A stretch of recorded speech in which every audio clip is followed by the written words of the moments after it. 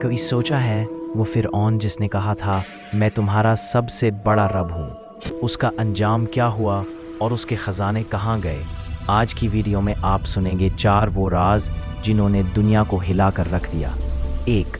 فرعون کے خزانے کہاں ملے؟ مصر کے ریگزار میں وادی شاہان سے ایسے خزانے ملے جنہیں دیکھ کر سائنسدان بھی حیران رہ گئے۔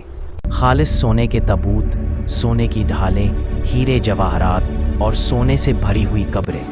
مگر حیرت انگیز بات یہ ہے کہ موسیٰ والے فرعون کے خزانے کبھی نہیں ملے۔ کیوں؟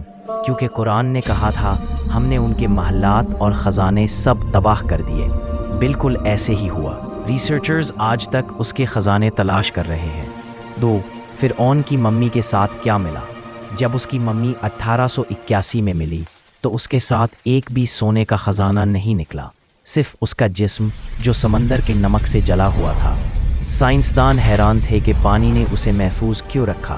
پھر قرآن کی آیت سامنے آئی، ہم تیرے جسم کو محفوظ کر دیں گے تاکہ تو آنے والوں کے لیے نشانی بنے۔ آج وہ مصر کے میوزیم میں زندہ نشانی بن کر پڑا رہے۔ آج فرعون کی دولت کی جدید تحقیق۔ ماہرین آثار قدیمہ کے مطابق فرعون کے پاس اس دور کا دنیا کا سب سے بڑا سونے کا ذخیرہ تھا۔ نیوبیا کی کانوں سے نکلنے والا سارا سونا براہ راست اس کے محلات میں جاتا تھا۔ رامسس دوم، مرنفتاح، جو بھی موسیٰ کا فرعون تھا، ان سب کے پاس بے انتہا دولت تھی، لیکن اس کا کوئی خزانہ آج تک نہیں ملا۔ یہ بھی قرآن کی سچائی کی سب سے بڑی دلیل ہے۔ قرآن میں اس کا تکبر اور انجام۔